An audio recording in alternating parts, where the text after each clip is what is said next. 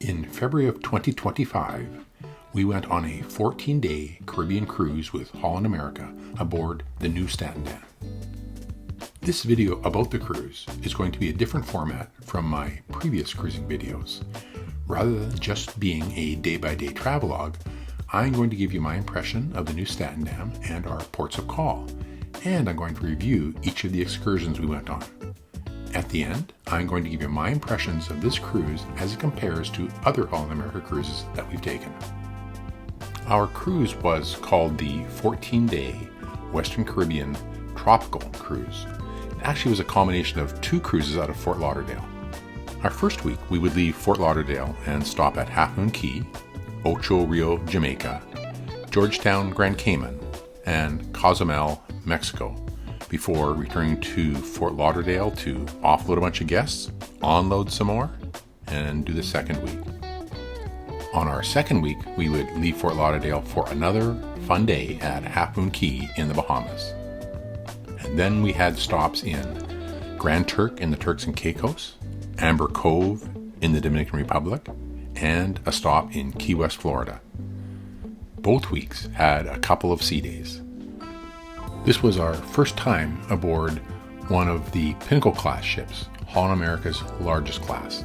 This class includes the Rotterdam, the Koningsdam, and our ship, the Nieuw Statendam. And it's always fun to explore a new ship, and this was no exception.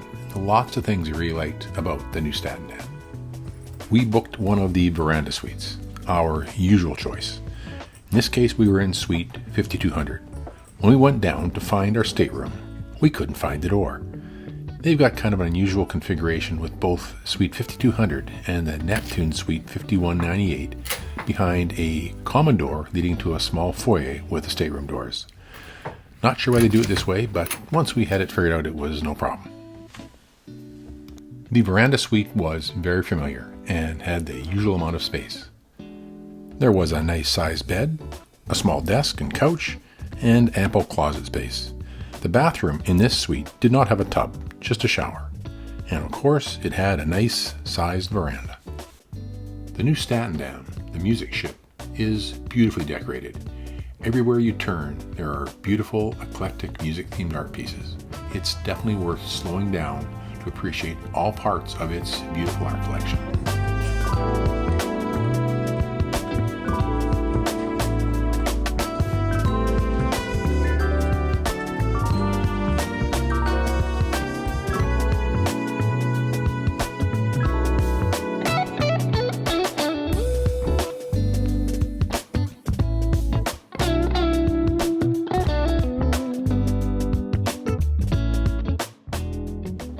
Casual dining options include a large Lido market for all you buffet fans, the dive-in for burgers, hot dogs, and fries, the New York Deli and Pizza for great pizza, the Grand Dutch Cafe for your specialty coffees, and at lunch they have a really cool lunch menu of Dutch-themed selections. The quality of food in the Lido market is excellent, and there's an amazing wide selection of different options from soup to nuts. If you can't find something you like in the Lido market, you're not trying very hard. This was the first time we'd been on a ship that has the Grand Dutch Cafe, and we really enjoyed it. It's where we went for our morning and afternoon coffees, and we enjoyed a couple of really good casual lunches here. And the service, it was over the top.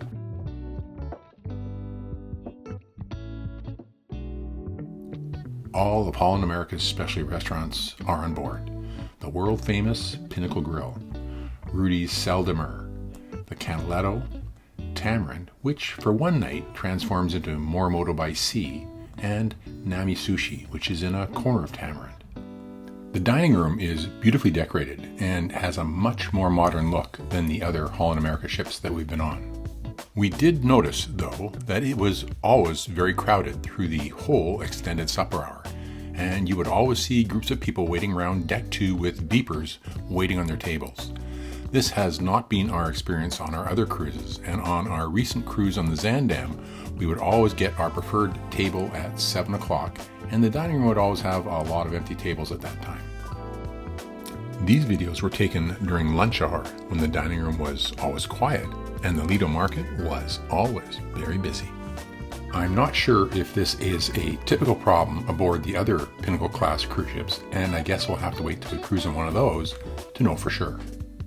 The Canaletto is always integrated into the Lido market, and it only puts on its specialty restaurant clothes for supper. On the other Holland America ships we've been on, it just seemed a little bit too attached to the Lido market, which spoiled its atmosphere somewhat.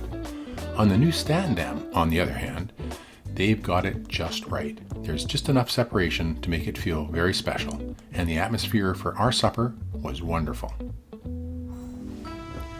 Tamarind is Holland America's Pan-Asian restaurant. Always situated on one of the top decks towards the front of the ship, it always feels like an oasis away from the hustle and bustle of the rest of the busy ship. We had 2 suppers in Tamarind this cruise, one at a really beautiful window table, and as always, loved all the Pan-Asian food options and the wonderful Holland America service. Rather than having a Club Orange lineup in the main dining room, this ship has a small, intimate, standalone Club Orange dining room on deck 2, just down from the main dining room.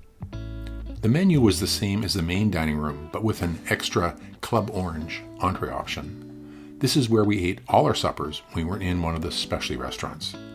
Talk about being spoiled. The service in this little dining room could not have been better.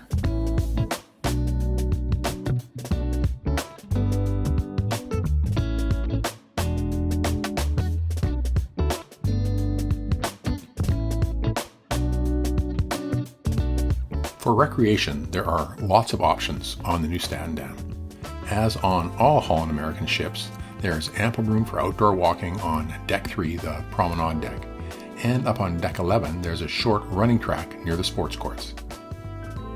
The fitness center itself is nice and large and has 2 attached studios, one set up for spin classes and the other for yoga and Pilates. The gym in the fitness center is nicely equipped with wonderful forward views from the treadmills. We normally purchase the unlimited class pass for our cruises and take full advantage of all the fitness offerings. We didn't get one for our cruise's second week, as our schedule with excursions didn't leave enough time to fully take advantage of it. Holland America is a cruise partner of the Professional Pickleball Association, and there are always pickleball courts and activities on all Holland America ships. On the Nieuw Statendam, there was room for 2 pickleball courts in the sport court area on Deck 11, and there was pickleball instruction and activities almost every day. We brought our paddles and gear with us on this cruise, but found that, like we had experienced previously, there was just a bit too much wind for us to find the pickleball enjoyable. Having said that, there was always lots of people out taking instruction and playing pickleball, so maybe it's just us.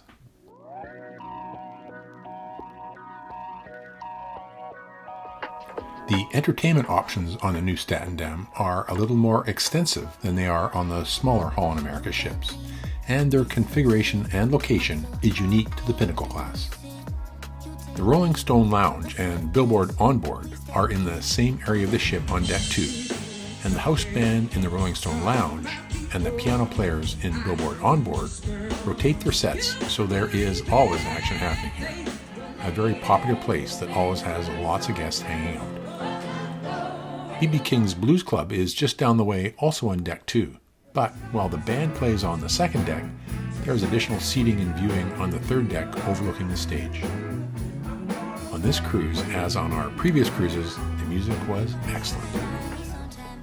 The beautiful, large world stage is where you go to catch all the evening shows, the song and dance shows, the comedians, or any other special entertainment available on your particular cruise. And of course, on this cruise, it's where a whole lot of people went to watch Super Bowl. On all of our previous cruises, our favorite place to hang out was the Ocean Bar. Always lots of space to sit down, and in the evenings they would have a quiet jazz trio playing. It was a great place to hang out. The Ocean Bar on the larger Nieuw Statendam was smaller than the Ocean Bar on the smaller classes of Holland America ships, and so it was hard to find a seat in the evenings. On this cruise, we found our happy spot in the Tamarind Bar. And this is where we would hang out for cocktail hour, either playing crib or just hanging out before supper. One has to adapt.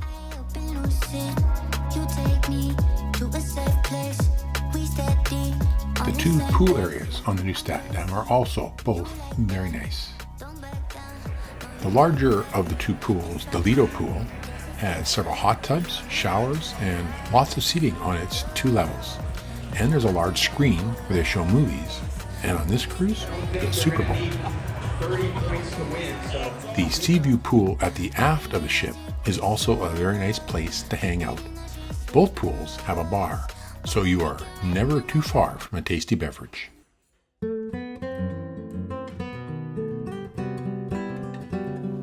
On the first week of the cruise, our ports of call were Half Moon Cay in the Bahamas. That's the private island owned by Carnival and Holland America. Ocho Rios, Jamaica. Georgetown in the Cayman Islands, and Cozumel, Mexico. Half Moon Cay is always a special stop with its beautiful beach and great island barbecue. And on our stop here the first week, we just enjoyed the beach and the lunch. But on our visit here the second week, we did the Calypso Island tour in an open-air bus. Time for our tram tour on Half Moon Cay. It was a nice way to see a bit more of the island and hear about its history. I'd call this a solid 3.5 out of 5 excursion. On a previous cruise, we had done the personal watercraft tour through the lagoon and out into the open ocean, and that was definitely a 5 out of 5.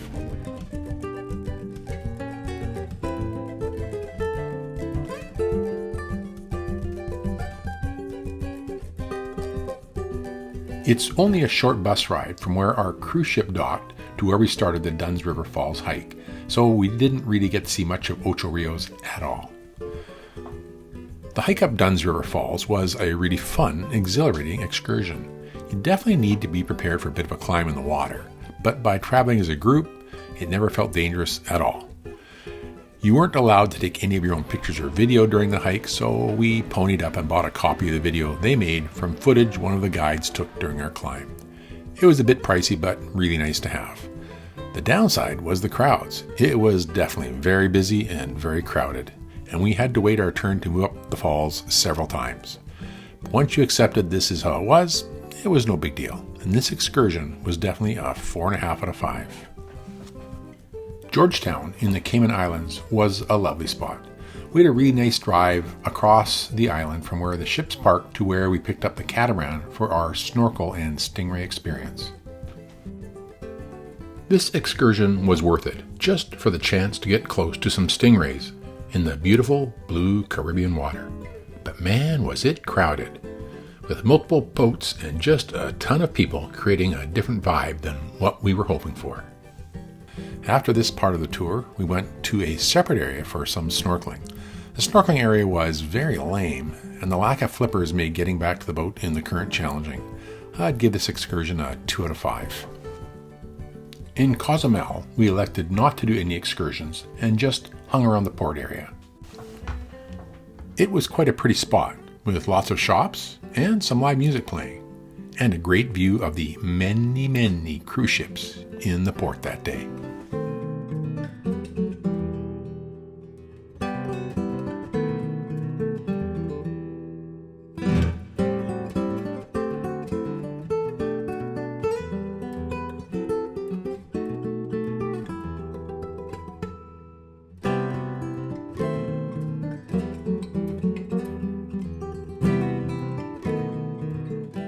We had a quick turnaround in Fort Lauderdale.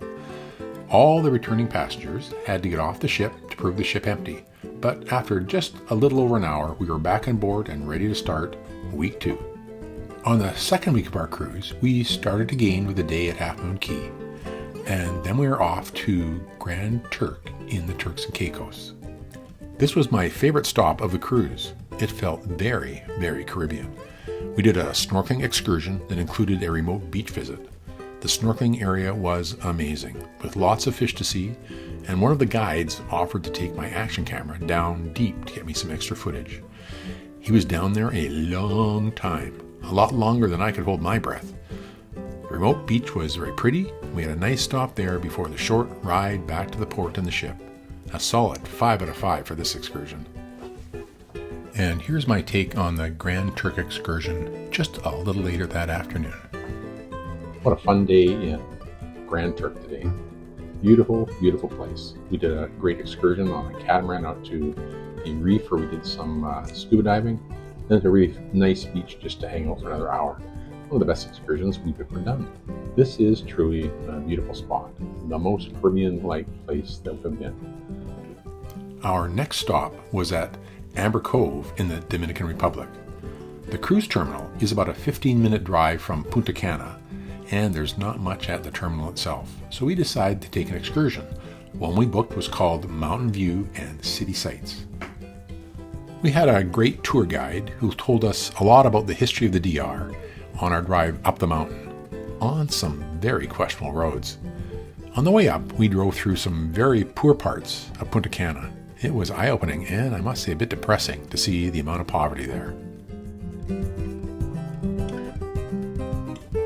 The views from the top were excellent, and the hike through the botanical gardens was really pretty.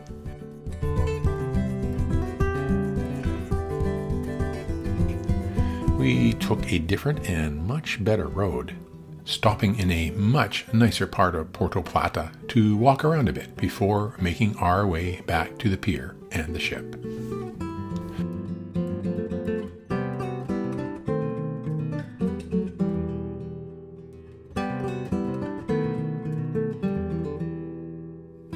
I'll give this excursion a 4 out of 5. Our last port of call on the cruise was Key West, Florida. What a pretty little town. We chose to just spend some time wandering around Key West, checking out all the shops and finding a nice place for lunch. We also took some time to tour the Mel Fisher Maritime Museum. That was fascinating. On a previous stop here, we toured the Truman Little White House Museum. Also a must-see in Key West. So how does this cruise compare to the other Holland America cruises that we've done? Well, I'd have to say that I think we prefer a little more variety than this Caribbean cruise was able to offer. As you would expect, a lot of the Caribbean ports we stopped at were very similar, and a beach is a beach. Having said that, if what you're looking for are beach destinations, then this is a wonderful cruise choice.